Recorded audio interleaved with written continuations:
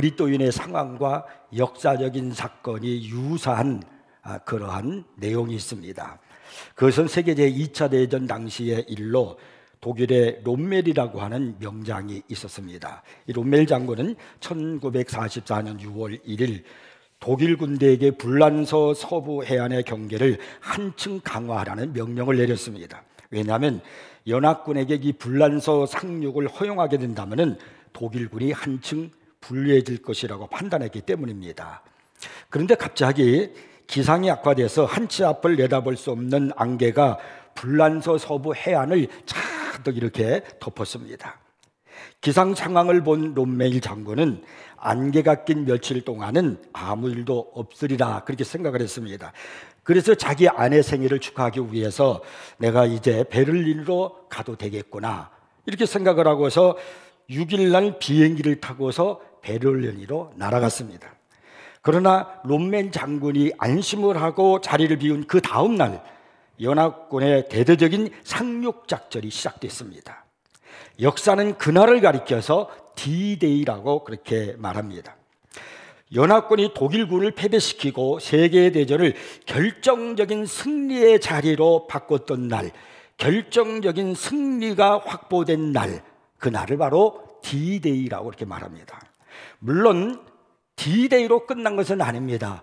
연합군이 불란서로 들어가서 거기에 있는 독일군들을 패퇴시키고 했지만은 아직 남아있는 독일의 그 최후의 저항 세력이 계속해서 그 연합군과 전쟁을 일으키게 되었습니다. 그렇지만은 마침내 독일이 패배하고 연합군의 최후의 승리가 돌아오게 됩니다. 자, 그래서 세계 제2차 대전이 끝나게 되죠. 최후의 승리의 날, 2차 세계대전이 끝난 날, 이 날을 가지고 V-Day라고 그렇게 말합니다. 그래서 최후 승리의 날이다 그렇게 말합니다. 우리 그리스도인들에게도요 이 D-Day가 있고 최후 승리의 날이 있다는 사실을 알고 계십니까? 우리 그리스도인들에게 있어서 이 D-Day는 예수 그리스도께서 우리의 허물과 죄를 담당하셔서 죽으시고 장사한 지 사흘 만에 부활하신 그날이 바로 D-Day입니다. 예수님께서 십자가에서 사탄의 모든 괴계를 물리치시고요 하나님의 백성들을 위한 구원의 시대를 활짝 이렇게 열어 놓았습니다. 그날이 바로 D-Day예요. 그러나 사탄은 격렬히 아직도 남아있는 그들의 힘을 가지고 저항을 하고 있습니다. 물론 예수 그리스도께서 십자가 위에서 승리했습니다. 그날 다 이뤘다라고 했습니다. 그날이 D-Day예요. 그러나 여러분 최후 승리의 날이 우리에게 다가올 것입니다. 그날을 가지고 우리는 바로 V-Day라고 그렇게 말하는 것입니다. 이제 그날에 우리 주 예수 그리스도께서는 천사장의 나팔 소리와 함께 공중 재림하실 것입니다. 그러면 사탄은 최종적으로 그들을 패배시키게 되고 그들을 저 음부 지옥에 집어넣게 되고 우리 예수 믿는 사람들은 새하늘과 새 땅으로 들어가게 됩니다. 아직은 우리에게 고통이 있고 눈물이 있고 실패가 있고 아픔이 있지만 영광스러운 최후의 날이 반드시 올 것입니다. 여러분 그날 얼마나 기쁜 날일까요? 우리 주 예수 그리스도께서 나팔소리와 함께 나를 데리러 오시기 위해서 공중 재림하시는 그날 얼마나 기쁨의 날이요 얼마나 영광스러운 날이겠습니까? 그날 우리 주님께서는요 신앙생활 하느라고 믿음을 지키느라고 주님 섬기느라고 힘들고 고난 역경 가운데 있었던 여러분들의 눈물을 닦아주시고 또 위로도 해 주실 것입니다. 이 날은 바로 우리가 잊을 수 없는 바로 최고의 날이 되는 것입니다. 그런데 이 날에 이런 기쁨과 영광과 그 위로를 받지 못하고 오히려 부끄러움을 받고 책망받을 사람들이 있다라고 성경은 기록을 하고 있습니다. 예수님께서 그 사람들에 대해서 마태복음 7장 21절에서 23절에 말씀하고 계십니다. 나더러 주여 주여 하는 자마다 다 천국에 들어갈 것이 아니요 다만 하늘에 계신 내 아버지의 뜻대로 행하는 자라야 들어가리라. 그날에 많은 사람이 나더러 이르되 주여 주여 우리가 주의 이름으로 선지자 노릇하며 그날에 많은 사람이라고 그랬어요. 그날에 많은 사람이 나더러 이르되 주여 주여 우리가 주의 이름으로 선지자 노릇하며 주의 이름으로 귀신을 쫓아내며 주의 이름으로 많은 권능을 행하지 아니하였나이까 하리니 그때 내가 그들에게 밝히 말하되 내가 너희를 도무지 알지 못하니 불법을 행하는 자들아 내게서 떠나가라 하리라. 얼마나 끔찍한 일입니까? 예수님께서 하신 이 말씀은 반종교적인 사람들이나 무신론자들이나 또 아니면 불가지론자 같은 그런 대상을 향해서 하시는 말씀이 아니에요. 뭐 이방인이나 이단 종파를 추종하는 그런 사람들을 향해서 하신 말씀도 아닙니다. 이 설교의 말씀은 주님을 따르고 있는 사람들을 향해서 하신 말씀이었다는 겁니다. 그런데 왜 그들에게 이런 말씀을 하시는 것입니까? 왜 이런 일이 일어난다라고 말씀하시는 것입니까? 실제로 지옥으로 통하는 넓은 길을 지금 가고 있으면서도 스스로는 천국에 이르는 좁은 길로 가고 있다고 착각하고 있는 신앙인들에게 말씀하고 계시는 것입니다. 예수님 말씀대로라면 언젠가는 한두 명이 아니 무수히 많은 이들이요 하나님 나라와 상관이 없다는 판정을 듣고 충격을 받게 될 것이라는 거예요. 이 말씀을 보면서 목회자로서 주일 아침 예배 시간에 교회에 나오는 많은 성도들 가운데 상당수가 실제로 구원을 받지 못했음에도 불구하고 자신은 구원받았다고 철석같이 믿고 있을지 모른다는 생각을 하게 되면 정말 소름이 끼치고 그리고 정신이 번쩍 듭니다. 여러분, 바르게 알고 바르게 믿으셔야 합니다. 마지막 날 주님께서 내가 너를 도무지 알지 못하겠다, 불법을 행하는 자야 내게서 떠나가라, 이렇게 말씀하시면 어떻게 되겠습니까? 우리에게 이런 일이 일어나지 않도록 바르게 알고 바르게 믿어야 한단 말입니다. 여러분, 신앙생활 한다는 것은 무엇을 말하는 것일까요?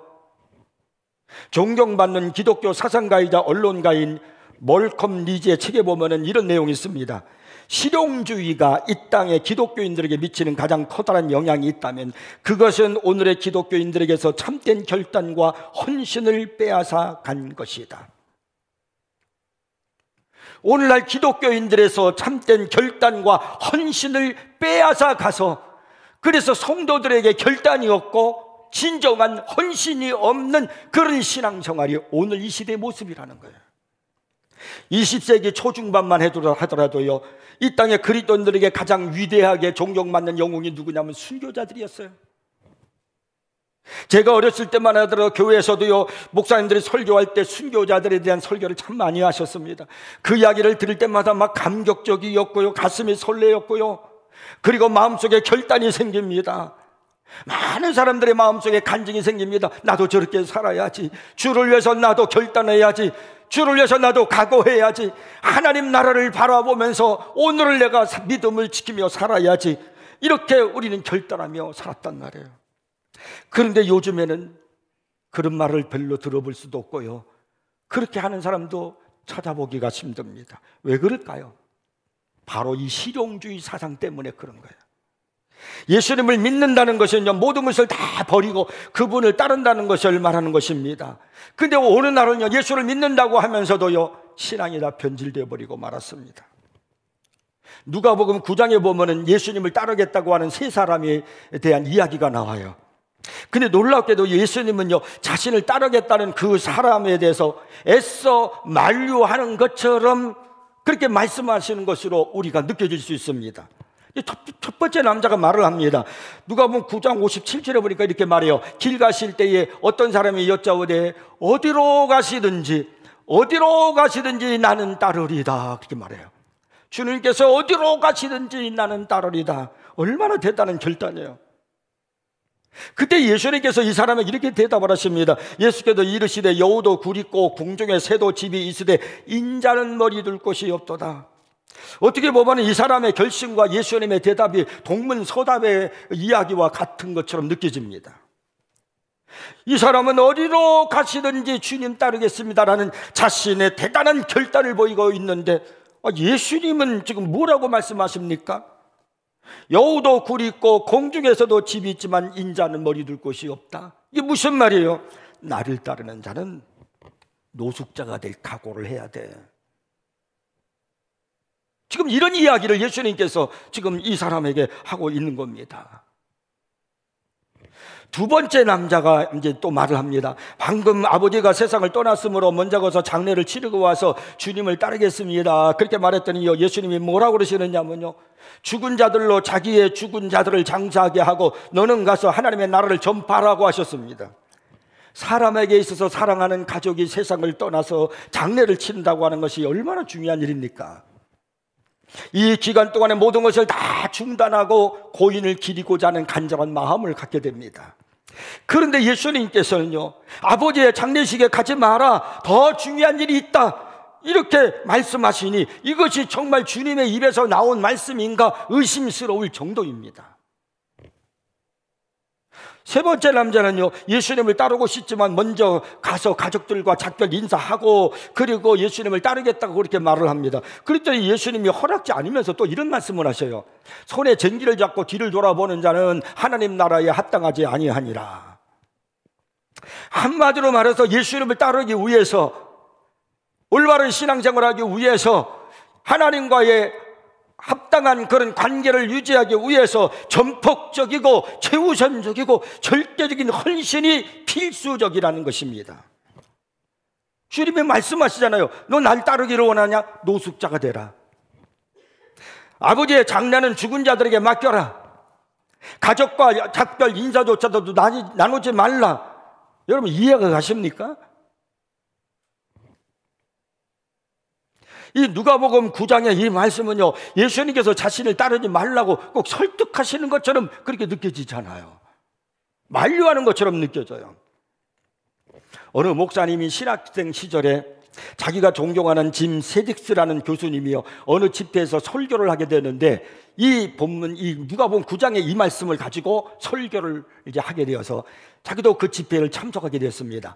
그 집회 맨 앞자리에 이제 앉아서 그 교수님이 전하는 메시지에 귀를 기울였는데요, 이 목사님 교수님이 설교하는 첫 마디가 뭐냐면, 오늘 밤 저는 여러분을 뜯어 말려서 예수님을 따르지 못하게 만들려고 이 자리에 섰습니다. 그렇게 말하는 거예요. 이 얼마나 놀랍고 헷갈리던지 정신이 번쩍 들었다는 겁니다. 아니, 도대체 무슨 말씀을 하시는 거야? 그럼 난 뭐야? 그리스도를 따르지 말라고 설득하는 사람 밑에서 공부하겠다고 따라다닌 거야? 이 세디스 박사는요, 누가복음 9장의 말씀을 정확하게 옮겨가며 예수님을 쫓아 그리스도의 제자가 되려면 어떤 어려움을 달게 받아야 하는지 이야기를 했습니다. 그리고는 그럼에도 불구하고 예수 그리스도를 쫓고 싶은 사람들은 앞으로 나오라고 초청을 했어요. 그런데 놀랍게도 수많은 사람들이 벌떡 일어나더니 강단으로 막 걸어 나오는 겁니다. 얼떨떨한 상태로 자리에 앉아서 이 신학생 이 목사님이 생각을 이제 했다고 합니다. 야, 아주 세련된 설교 전략이야. 신앙의 역설을 이용한 일종의 심리전이지. 어쩌다 이것이 잘 먹혔던 모양이군. 예수님처럼 살지 못하게 말리겠다고 하니까 다들 그 반작용으로 우르르 몰려나간 거겠지. 멋지다. 내가 이걸 잘 배웠으니까 나도 이제 설교할 때 좀 써먹어야 되겠다. 이 사람이 이렇게 생각을 했어요. 근데 마침 한 주 뒤에 어느 청소년 모임에서 메시지를 전하기로 되어 있었습니다. 자, 집회가 열리던 그날 밤 수많은 학생들을 앞에 두고서 이 세디스 박사가 했던 대로 당당하게 선포를 했습니다. 오늘 저녁 저는 여러분을 뜯어 말려서 예수님을 따르지 못하게 하려고 이 자리에 섰습니다. 이 행사를 주관하는 리더들의 눈이 휘둥그레지는 것이 보여졌습니다. 지난 몇 주간 동안 신학교에서 다니면서 비슷한 반응을 여러 차례 봤던 터라 특별한 것도 없었습니다. 그는 자신 있게 설교를 마치고 나서 그리스도를 따르고 싶은 친구들은 앞으로 나오라고 똑같이 이렇게 초청을 했습니다. 그때 이 목사님의 이 메시지는요, 세디스 박사보다 훨씬 더 깔끔하고 훌륭했다라고 자신했습니다. 그런데요, 강단 앞으로 나오는 개미새끼 한 마리도 없었다는 거예요. 보다 못한 집회 관계자가 그만 됐으니까 빨리 나오라고 끝내라고 막 손짓으로 신호를 보냈습니다. 그날 이후로 그 단체로부터 다시는요 설교 요청을 받지 못했다고 합니다. 오늘 저도 한번 여러분에게 이 도전을 하고 싶어요. 여러분에게 예수님을 따르라는 이런 각오를 하고 부담을 주면서 예수님을 따르라고 전하고 여러분에 대한 결단의 요청을 하고 싶습니다. 그렇다면 몇 분이나 강단으로 나올까요? 나오는 사람은 없고 앞으로 설교하지 않았으면 좋겠다고 할까봐 오늘 저는 안 하겠습니다.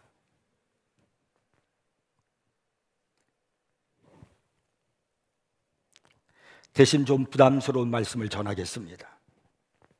주님을 따르려면 어떻게 해야 할까요? 여러분이 예수를 믿는다는 것은 예수님의 제자가 된다는 것을 말하는 것이고, 예수님의 제자라는 것은 예수님을 따른다는 것을 의미하는 것입니다. 그렇다면 우리가 제대로 예수님의 제자로서 주님을 따르려면 어떤 결단이 필요할까요? 오늘 우리가 읽은 이 본문에서 그것을 단 한마디로 말하고 있습니다. 그것이 바로 뭐냐면 포기하라는 거예요. 포기. 또 다른 말로 말하면 비우라는 겁니다. 자, 오늘 보면 26절을 보겠습니다. 이렇게 말씀하시죠. 물은 내게 오는 자가 자기 부모와 처자와 형제와 자매와 더욱이 자기 목숨까지 미워하지 아니하면 능히 내 제자가 되지 못하고. 부모와 처자와 형제와 자매와 자기 목숨까지 미워하지 않으면 예수님의 제자가 못 된다니, 이 말을 듣고 예수님의 이 말을 들은 10명의 사람 중에 아마도 9명은 이 말씀이 끝나기가 무섭게 등 돌리고 다 도망갈 것입니다. 근데요, 그 다음 말씀을 보면 한술 더 떠서 기가 막힌 말씀을 합니다. 27절엔 또 이렇게 말씀해요. 누구든지 자기 십자가를 지고 나를 따르지 않는 자도 능히 내 제자가 되지 못하리라. 자기 십자가를 지고 나를 따르라는 거예요. 이 십자가가 뭐예요? 이거 사형틀이에요. 예수님이 십자가 위에 돌아가셨잖아요. 사형틀이요. 자기 사형틀을 짊어지고 나를 따르라는 거예요. 이 말씀은 앞에서 지금 먼저 하신 말씀과 차원이 다른 말씀이에요. 아예 사형틀을 쥐고 따라오라니까 야, 끔찍한 얘기 아닙니까? 어느 날 웬 지도자가 나타나더니요, 자기의 제자가 되려면은 사형당할 때 쓰는 전기 의자를 짊어지고 그리고 날 따르십시오 라고 그렇게 외쳤다면은 누가 그 사람을 따르겠어요? 제정신 아니겠다고 손가락질할 거예요. 그런데 예수님께서 지금 그렇게 말씀하고 있는 거예요. 자기 십자가를 짊어지고 자기 사형틀을 쥐고 나를 따르라는 거예요. 여러분 그렇게 하십니까? 그런데 이것이 주님께서 하신 말씀이라면, 그리고 내가 주님이 하신 말씀이었기 때문에 이 말씀대로 순종하려면은 내가 어떻게 해야 할까? 내게 필요한 것이 무엇일까? 그게 바로 포기요. 포기하지 않으면 안 되거든요. 마음을 비우는 겁니다. 하나님의 사람들에게 있어서 공통된 사실이 하나 있습니다. 그것은 마음을 비운 사람들이었다는 겁니다. 예수님은 친히 자신이 마음을 비운 분이셨습니다. 예수님은 그분은 친히 자신이 포기하신 분이셨습니다.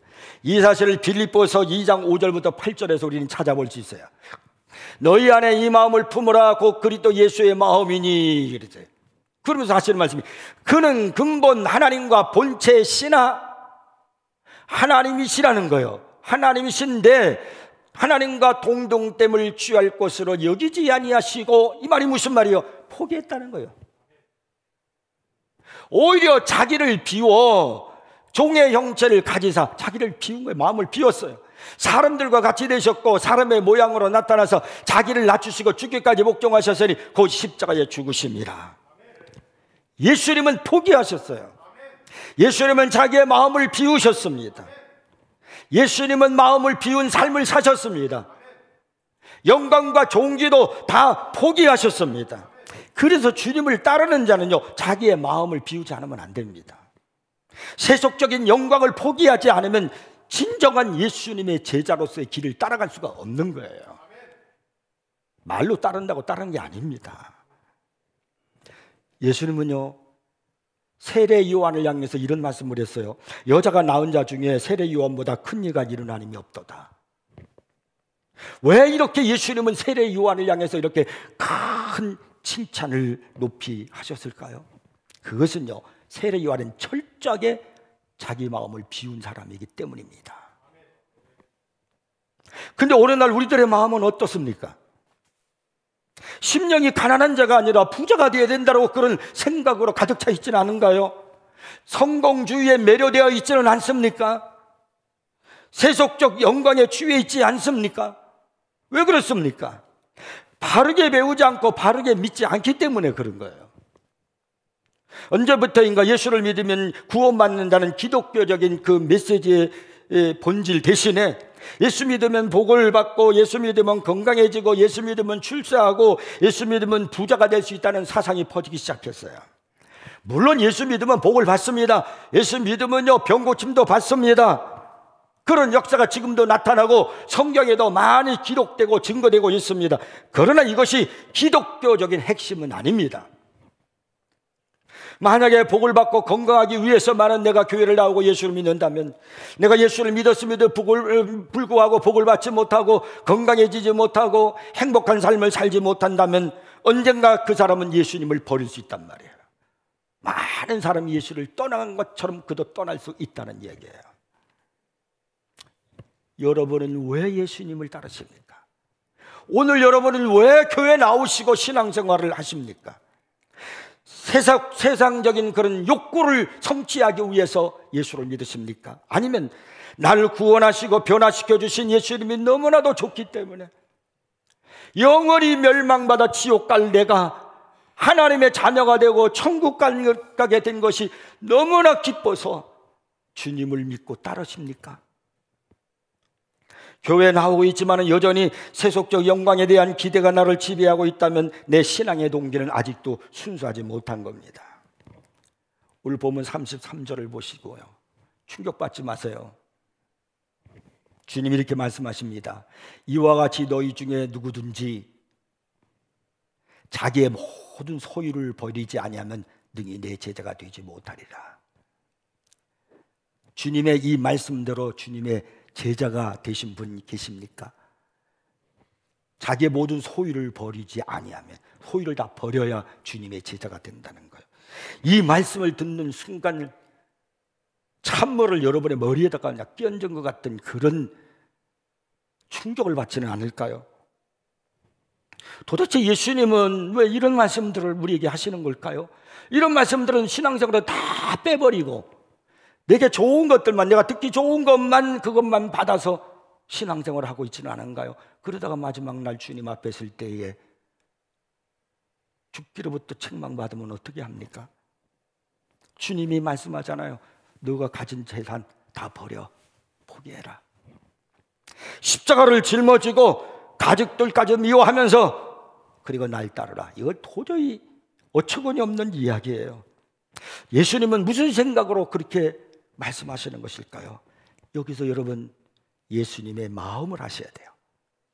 신앙생활의 원리를 아셔야 되는 겁니다. 마가복음 10장에 보면은 예수님의 제자가 되겠다고 따라 나선 한 부자 청년에 대한 이야기가 나와요. 그는 젊었고 부유하고 많이 배웠고 그리고 집안도 훌륭한 청년이었습니다. 그야말로 예수님의 수제작감입니다. 게다가 열심까지 특심해서 언제든지 주님을 쫓을 준비가 되어 있었습니다. 그렇다면 이런 멋진 제자가 예수님께 와서 이제 무릎을 꿇어 이제 얘기를 하는데요. 자, 10장 17절에 보니까, 마가복음 10장 17절에 보니까 이렇게 말해요. 선한 선생님이여, 내가 무엇을 하여야 영생을 얻으리까? 우리가 예수님의 입장이었다면, 이야, 참 좋은 고기를 만났다. 얼씨구나 좋다. 이 젊은 사람을 제자로 삼는다면 예수님 사역에 얼마나 큰 힘이 되겠습니까? 만약에 우리 교회에 저한테 찾아와서 우리 교회 나오겠다고, 목사님과 함께하고 그리고 여기서 열심히 신앙생활을 하겠다고 하면 얼마나 좋아요. 젊죠, 많이 배웠죠, 집안 좋죠, 율법 잘 지키지요. 무엇보다요, 돈이 많아요. 근데 예수님은 이 젊은이에게 불쑥 이렇게 말씀을 하십니다. 21절에 보니까 이렇게 성경에 기록하고 있어요. 가서 내게 있는 것을 다 팔아 가난한 자들에게 주라. 그리하면 하늘에서 보화가 내게 있으리라. 그리고 와서 나를 따르라. 여기서 예수님의 마음을 이해하시겠습니까? 예수님은 지금 뭘 원하고 계시고 예수님의 생각이 무엇인가 하는 것을 이해하시겠습니까? 어떻게 보면은 어떻게 예수님은 이런 월척을 놓다니, 아니 세상에 이런 뼈아픈 일을 행하시다니 그렇게 생각할 수 있을지도 모릅니다. 하지만 예수님이 부자 청년에게 요구하신 이 포기는요, 복음서 전체에 걸쳐 주님이 누군가를 부르실 때마다 요구하신 핵심적인 원칙이었다는 사실을 아셔야 됩니다. 마가복음 4장에 보면 예수님께서 제자들을 부르실 때 뭐라고 그러시냐면요, 나를 따라오너라 그랬어요. 나를 따르라. 겉보기에는 짤막하고 단순한 말씀 같지요. 그러나요, 이 말씀은 실제는 삶을 뒤흔드는 급진적인 의미가 담겨 있다는 걸 아셔야 됩니다. 주님은요, 안락한 환경, 그 다음에 익숙하고 자연스러운 환경, 이거 그냥 유지하고, 그게 아니라 그걸 완전히 포기할 걸 요구하시는 거예요. 새로운 환경에 돌입하라는 거예요. 예수님께서 이 제자들을 부르시면서 나를 따르라, 그냥 따라가, 이게 아닙니다. 나를 따르라 했더니 이 제자들이 어떻게 한 줄 아십니까? 배와 그물과 아버지를 버려두고 예수를 쫓았다 그랬어요. 포기했어요.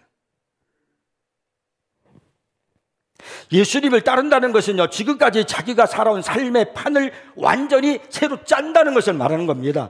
제자들로서는 저마다 세워놓았던 꿈이 있고 계획이 있고 소망이 있었는데 그거 다 접고 그 자리에 그리스도의 계획과 비전을 새로 깐다는 걸 말합니다. 지금까지는 물고기 잡아서 먹고 살고, 그리고 부자 되고 돈 좀 벌고 그러는 것이 그의 소망이고 계획이었지만은 이제는 사람을 낚는 어부가 되는 것, 이것이 주님의 계획이에요. 새로운 팔을 깔으라는 거예요. 우리는 성경이 말씀하는 예수님을 왜곡해서 편안하게 받아들일 수 있는 이상한 예수로 받아들이고 있지는 않습니까? 우리는 예수님을 자신이 만든, 내가 편한 대로 내가 원하는 그 틀에다가 예수님을 끼워 맞춰놓고 그리고 그 예수를 믿고 있지는 않습니까?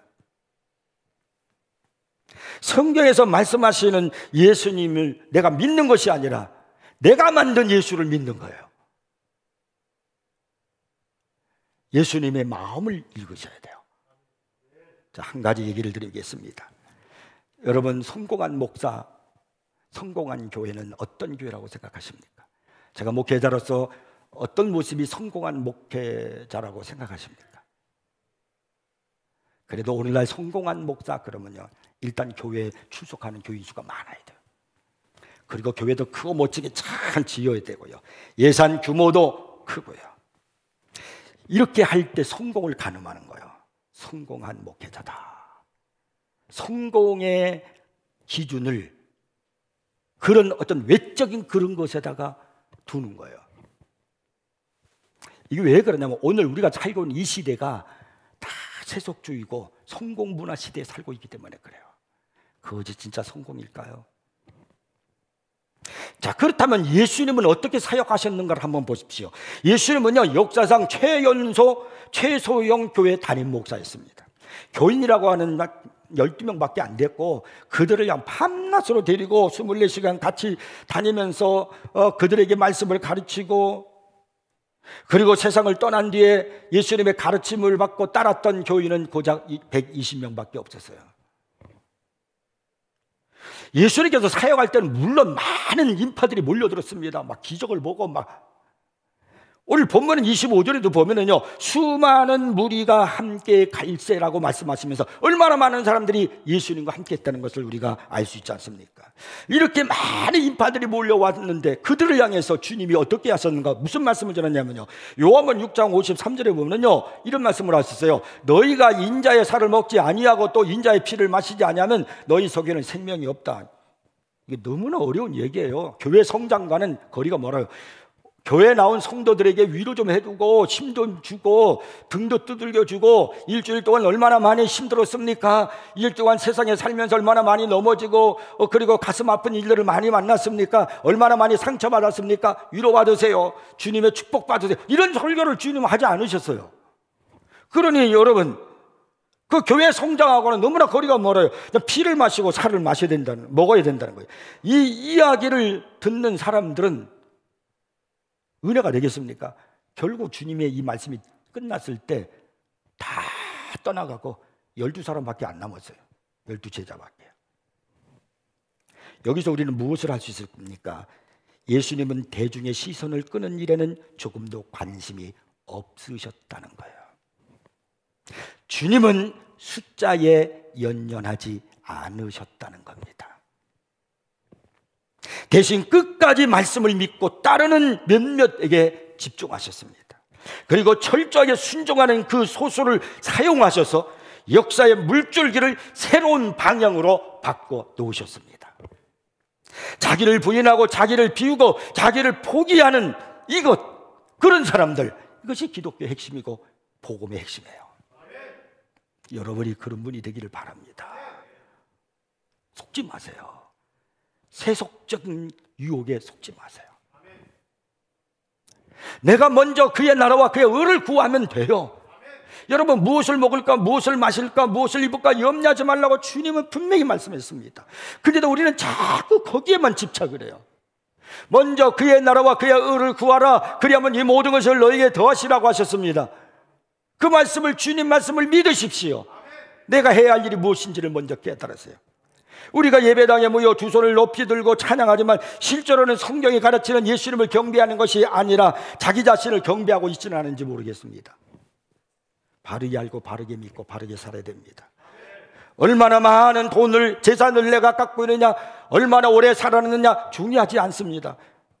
얼마나 내가 하나님의 영광을 돌리며 살았는가, 내 생애의 모습이 어떤 모습이었는가, 내가 마지막 죽는 날 후회 없이 기쁨으로 영광스러운 주님을 사모하며 죽을 것인가, 이게 중요한 거예요.